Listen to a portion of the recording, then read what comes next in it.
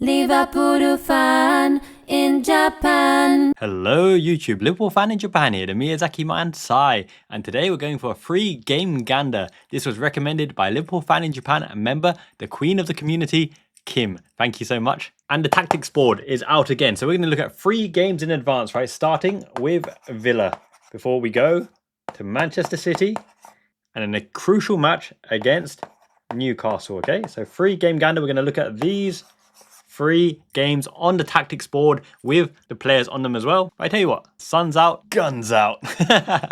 Just kidding. I got my gym session downstairs later. But that's a perk for all the members. You guys can suggest videos for me to make, and I'll try to make at least 3 or 4 of those a month. And as well as that, I'm going to drop in for some live chat along sessions in the lounge, in the Discord, where we can informally chat about transfers, fixtures, lineups, and anything about anything. So I'll put some dates up in the YouTube community post and Discord forum, and join me for those live chat alongs as well. Speaking of which, one of our members, Remarkable Smell, has created this really cool path to victory spreadsheet where you can put your predicted points gained and it automatically update to see where Liverpool and the rest of the fodder will end up. So let's get into it. And having put in my predictions myself, the only thing that can stop Liverpool is it's the Cthulhu tentacle, no! Get it from a little gacha machine. I got all the cannon badges with the players available and the board. So I'm going to go down there and sit my bum, the Miyazaki man body, and work out some tactics like we destroyed Wolves Totti. So 3 games in the space of 8 days. Crucial matchup away at Villa first and foremost. Going to wake up for my classic toilet break to bring the boys home. We know Alisson Becker's going to line up in goal. Now it's a toss up here.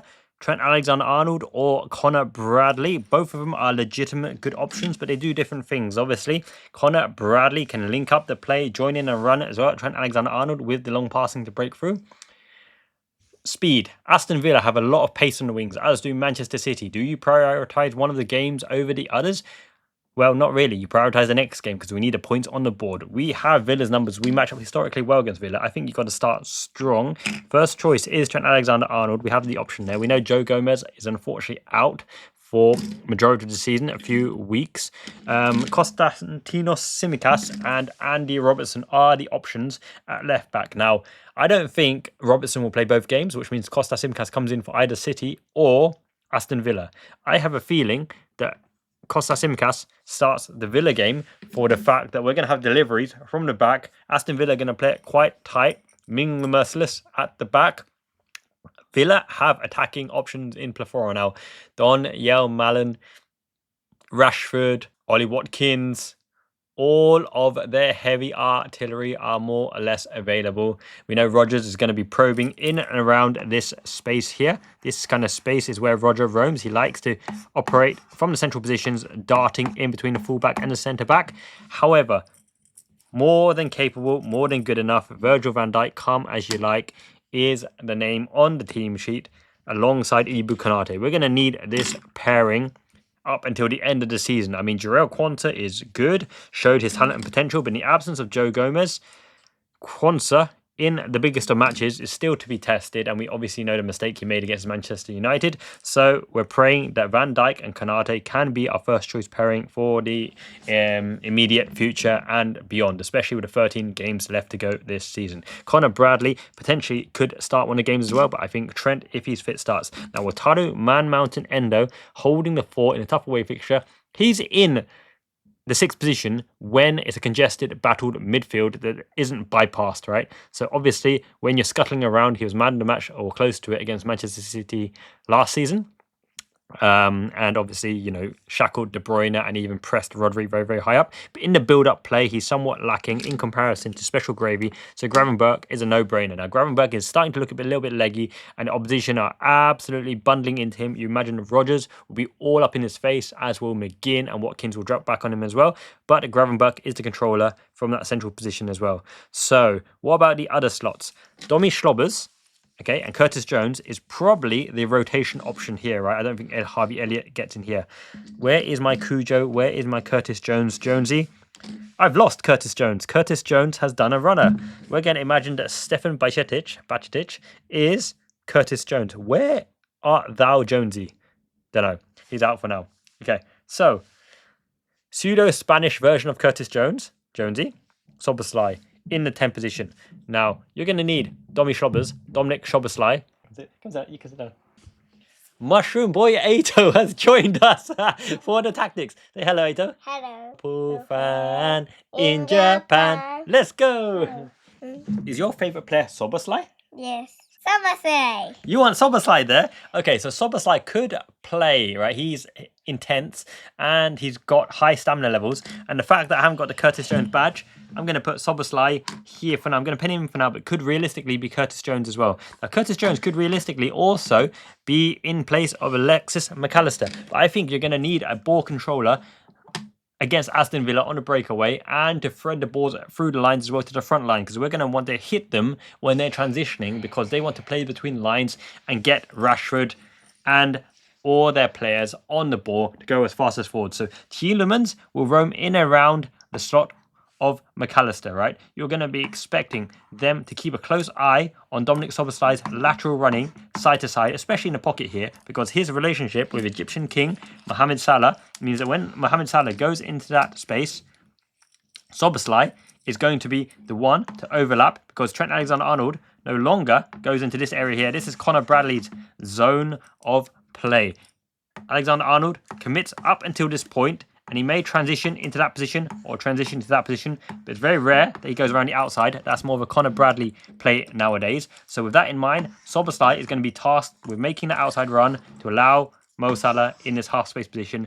So Unai Emery, good evening, being the wily old fox, he will definitely cover this line, this box of 6, to make sure that Salah, space in there, and our inverted left winger trying to transition in the middle won't get the biggest of opportunities in that space. Okay, so that is our strongest midfield, and that is probably our starting midfield. Mo Salah starts here, and in the absence of Cody Gakpo, who we've confirmed misses this match, that more or less is a banker for Luis Diaz to start on the left-hand side and not in the middle. That leaves the striking option to be Diogo Jota or Darwin Núñez. Now, it's very, very telling if Darwin Núñez doesn't start this match that Diogo Jota is clearly first choice, and between the lines, I'm getting a massage. I'm getting a massage from Mushroom Boy off the camera. This is great. Everyone needs a Mushroom Boy in their itinerary. Alrighty, thank you, Ita. You're welcome. Okay, so who starts up front? Is it Diogo Jota or Núñez? Núñez. Okay, so the man has spoken. So Darwin Núñez coming in, right? He never lets you down. High energy, high pressing. Now, if McGinn is the one to control this kind of space, either Tielemans or McGinn on either side, that means Asensio is going to be the ones roaming between the lines. But you'd expect Asensio to be tight on Gravenberch, and Rodgers potentially to be doing that role as well if he's not coming off the wing. Rashford starting this position will hope to pen Trent back, but you'd actually think between the lackadaisical pressing of Rashford and the lackadaisical tracking back and pushing of Trent Alexander-Arnold that one of these guys is going to leave the half space position available, right? So if Trent actually overlaps a Rashford in that position, you don't expect Rashford to really be committing, although he might be dressing to impress and trying to impress the rest of Europe, especially flirting with Barcelona as well. So it's probably Konate covering for Rashford on all occasions as usual. Van Dijk tracking Watkins everywhere. And Costa Simicas in the same line as a Gravenberch. So you're almost going to be looking at that kind of shape, right? That kind of shape. Because Alexis McAllister probably drops in between the lines there. Szoboszlai starting from 10 position allows Gravenberch that half space position to press. Tielemans likes to go forwards as well, and if Asensio does play, look out for the late runs of Asensio. So that's something Van Dijk will have to be aware of, but I don't think the Asensio of the current modern day who can score the odd wonder goal, 1 in 20, he's not really fit, and I don't think he will take the intensity of the Premier League. Famous last words, but I don't think Asensio is the most crucial player here. I don't think Daniel Malen will start, and I do think that Rashford will be trying to impress particularly, but their backline, the reason why I think Liverpool wins this game is Decisive, disaster class on loan from Chelsea, right, because they couldn't get the other targets, and Ming the Merciless, and Luca Digne, quality left foot, quality delivery. We don't want to give any free kicks in and around this area here, or in and around this area here, because his quality delivery will go in as well, but defensively, against Mo Salah, he's going to need a world of help. And whether it's Decisive or Mings on that side, would it be Konsa? Wait and see. Or is he injured? Mo Salah in the half space against Digne is a game-winning condition. as is Lucho Diaz on the other side. So you've got to expect that Cash and Digne aren't really going to pair up nicely against Lucho Diaz and Mo Salah. So you think the Liverpool's winning conditions are on the side. Now, if Darwin Núñez plays and he can run in behind into the wings as well, that gets everyone closer to where you need to be to score the goals, which is in the peripheries of the goal lines. Especially that's where Lucho Diaz, with the darting runs, front post and back post, has scored the majority of his goals this season. And delivery from Kostas Tsimikas and Trent Alexander-Arnold into that body of work, into that lineup, is a constant threat. I don't think we'll be looking to play high balls into the back post because heading, for better or for worse, is Jota's forte. He's an absolute monster in the air despite his size. But the off-the-ball runs of Darwin Núñez means this backline will shift constantly. You're going to be expecting Tielemans and McGinn to drop into the half space to cover the line. Unai Emery is very, very good at putting three midfielders in that kind of shape to cover the line here. And then you've got your tight four to allow Liverpool around the outside because you'd expect them to deal with crosses. But I think there's got to be quick interplay, give and go, and then the lined slide ball in behind for a pullback or a cross on either side. And when you have that rotational option and the delivery of Trent and Tsimikas from either side to keep the rotational ball going again and again, I think is a recipe for victory. But Rashford around the outside is always going to be a threat, but we've got the best defender, best physical defender and pacey defender in world football to deal with that, as well as Van Dijk. And I think for control, the pivot of McAllister and Gravenberch is super important. This player here could very well be Curtis Jones, Cujo, because then you'd be able to hold the ball high up. If this is Curtis Jones, I would expect this one to be Diogo Jota, for the fact that Curtis Jones isn't likely to thread the through balls in behind, right? He's more of a ball carrier and a late ball runner into the box to take the ball and shoot, which means that you've got to have an extra player between the lines to facilitate it because Jones isn't playing Núñez in behind the lines. So I think Núñez, if this was Diogo Jota, this is more likely to be Curtis Jones, aka Spanish Maestro Bacetic, because I've misplaced my Curtis Jones badge. Yeah? Go on, press it. Okay, and the reason is because Jota will have to be operating in between the lines to thread the ball through, which means you're going to be playing these two closer to the goal. Jota will drop back into a pseudo false nine role to play the ball between the lines, predominantly starting from left, and you're going to look at more of a constant overlap from Kostas Tsimikas. Now, the danger zones for Aston Villa is they're very, very good at also getting their midfielders pressed high up, their wingers nice and high, and Watkins on the last shoulder of the man here, right? Watkins on the last shoulder. So if we revert every player back, we've got to watch out for the spin around ball by Ollie Watkins. And when Ollie Watkins does run in behind, it's going to be a lateral ball across, and a slid ball across the face of the goal in the corridor of uncertainty, which is here. Alisson doesn't know whether to come or go, and sliding in and behind Trent. So the guy will try to get in behind Trent, either in and behind this way or in through that way, but befuddle him. And Van Dijk and Konate, being front-footed defenders, will have to watch out for the late runs of Asensio and Rodgers. Rodgers being more of a ball carrier and Asensio being more of a passer.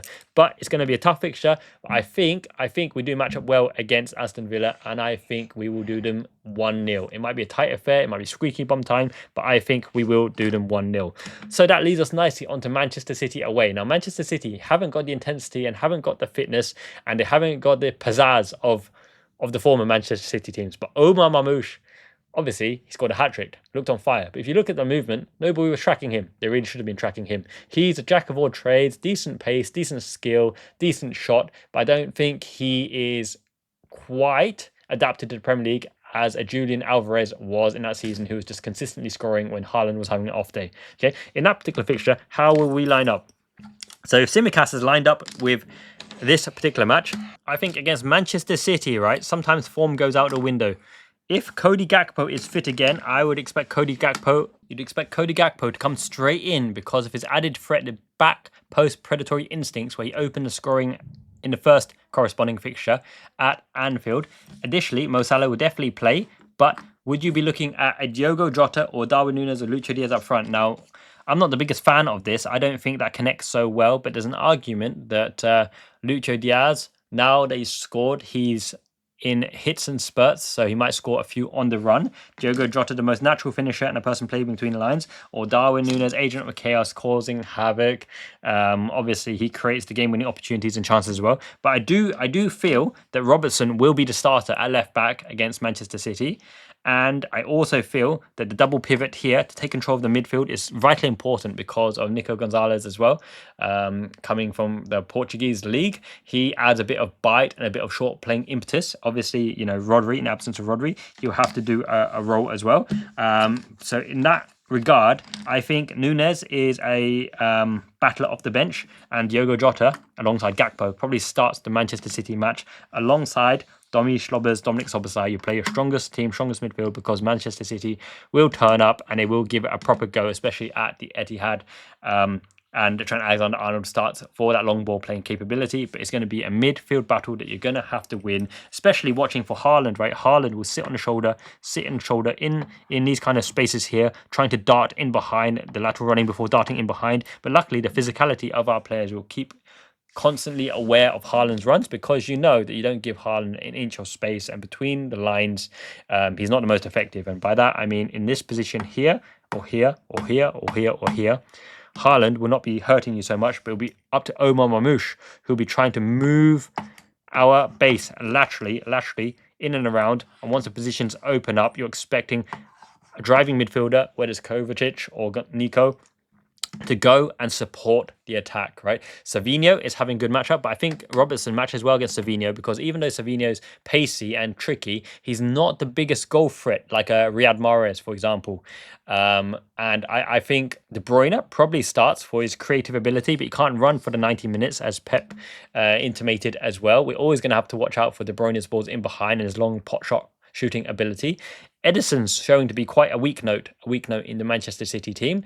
But at the same time, you can't underestimate them. It's a hard game away at the stadium. They're going to be totally up for it. If they can get points off us, they will be absolutely delighted. But I think you go full strength with Gakpo back in the lineup, and then you've got the firepower of Nunes and Lucho Diaz to come off as well. And this is definitely a match. If we do get ahead of Manchester City, Endo's got to come on to shore it up. Endo should be coming on every match to shore it up, because he is not only a closer, he's the cleaner. He cleans out their clock, resets the tempo and the play, breaks up play, stop, start. He leaps like a spring salmon, dominant in the air, aerially as well. That is the lineup against Manchester City. And what will Manchester City try to do? They'll do the same thing they always do. They will be looking to build up from the sixth position. Six goes laterally out wide to their fullback, rampaging into the midfielder, who will look to recycle as well, goes to the other side, go to the short pass here. The wingers traditionally don't go around the outside and build up. They come back in. Is there lateral? Probably not, because the six is in place position. We play a low block. Whether you like it or not, we do play a low block. That's what some of the media pundits and the journalists haven't really picked up on. But on transition, we played a low block, and it's pretty formidable low block as well. So Manchester City will be recycling, playing the laterals here. What Manchester City are excellent at doing, and better than Liverpool are doing, and probably best in the world at doing, is the layoff pass, right? So Edison into the sixth position, and as soon as he's in the sixth position, he'll bop it off to a fullback, or if the fullback is around the outside, he'll look to play in between the lines. And if you can play your triangles, if not, you go in and around, recycle again. It's the triangle positions in the double pivot, but first time ball. If there's no preceding ball, then you hit it out wide. Out wide doesn't mean danger and the whips and going down. Out wide literally is trying to stretch your players' positioning, so that when you move the ball fast into the 6, into the 10 position, if you have the line in behind to get in and around, or you play it out to this guy starts the movement again, and you're looking for those spaces in between the players before you can hit that decisive ball in and behind, or to a player to try to flick it in and around as well. And that will probably be Omar Mamouche's role or De Bruyne's role, but De Bruyne will be operating in the half space in this position to try to make things happen. And potentially Grealish could be looking, for his runs, or to stand up Alexander-Arnold as well, because they're always trying to stand up Alexander-Arnold on the 1v1. But ultimately, it's going to be a hard game. That's a potentially drawn game against Manchester City. I think if City score first, Liverpool will hope for the draw.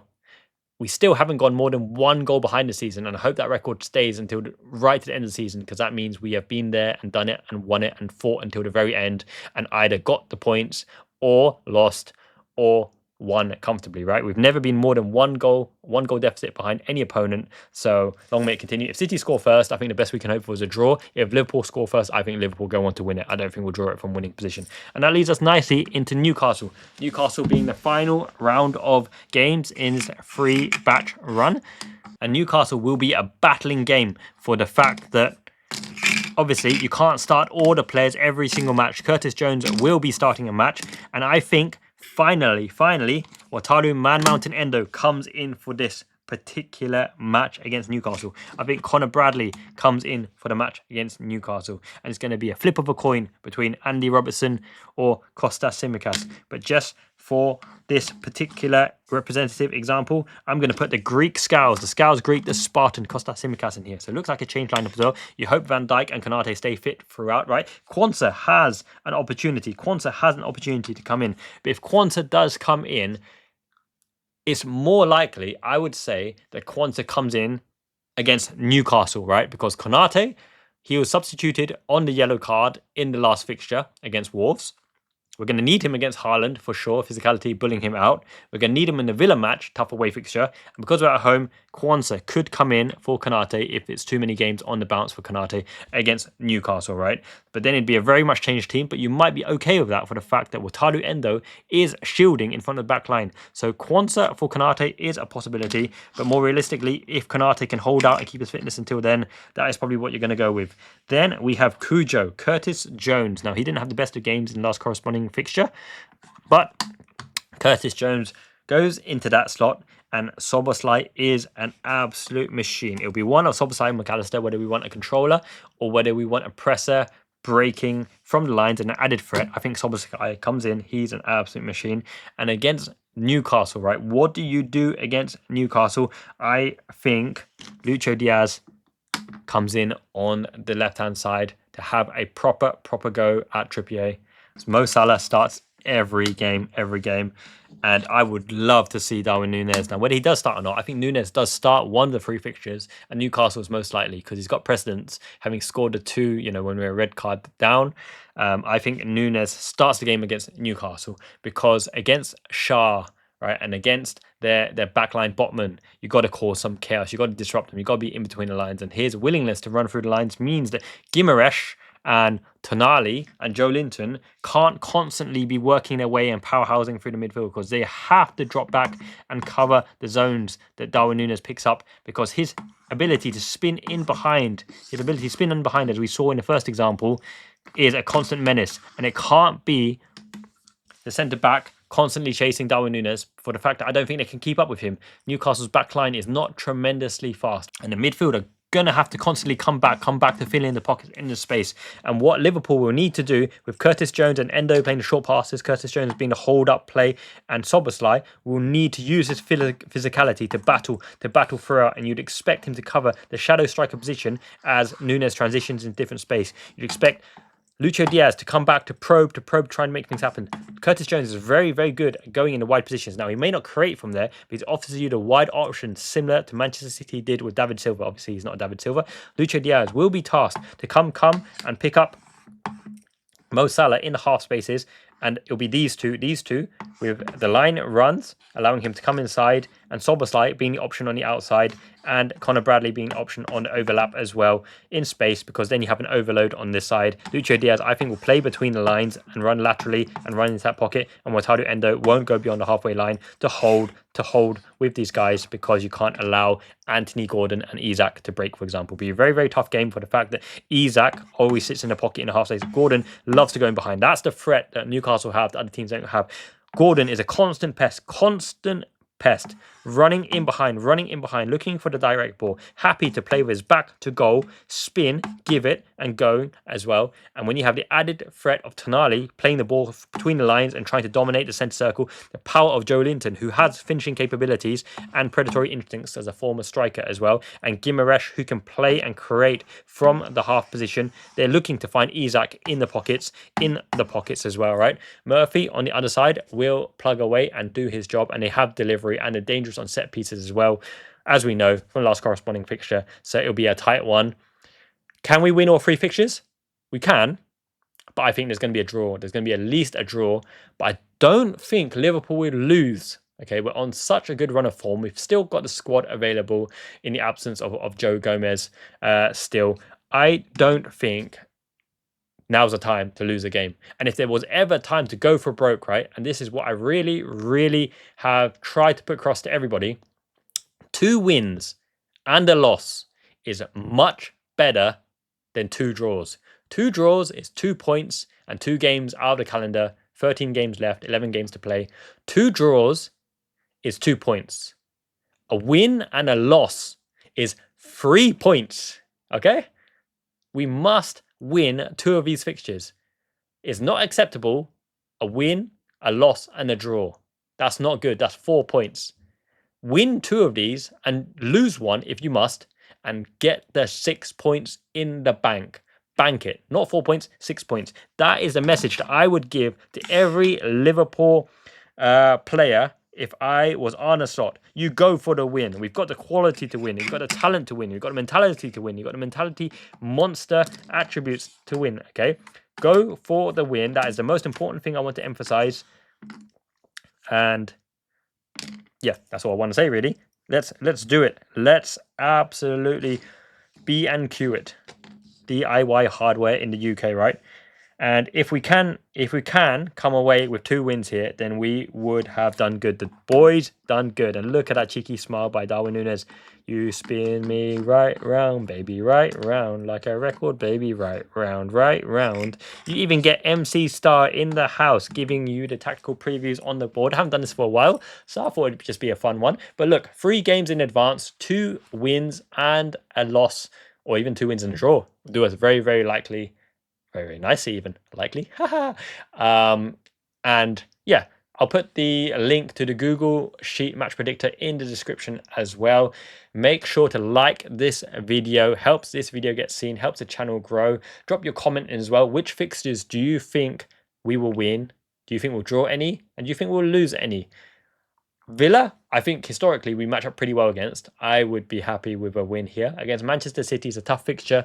Draw is not the end of the world, but come on, we gotta stamp our authority. They are not in the best of forms at the moment, and they're playing Real Madrid tonight as well, so they're going to have to go all out, all guns blazing, and pick them off when they are tired. Against Villa, if we can go in on the back of a win against Villa, against City, I think we'll do them in as well. They're a little bit shaky, especially defensively. Gavardio, you know, he's probably the best defender this season, but he's been super shaky, as has Edison. And yeah, you don't trust the back line, and the midfield, I don't think are as well versed as McAllister, Soboslai, and Gravenberch in doing their roles, and they're tactically, you know, square pegs and round holes at the moment in the absence of Rodri. And then on to Newcastle, which will be a tough fixture. Newcastle will be a straight shootout. Whose offensive prowess and firepower can get the win? Isak, Gordon, Murphy, Joe Linton, Gimaresh, Tonali versus Soboslai, Núñez, Diaz, Salah, and McAllister and Curtis Jones. I'd love to see it, right? Join the Discord account already. We talk football 24/7. Join the YouTube membership. It's the best way to support the channel. Helps me afford more than a cheeky cheeseburger and helps me afford the Liverpool kits for the young ones. Triple Me Mia and Mushroom Boy Azo, who joined us earlier today.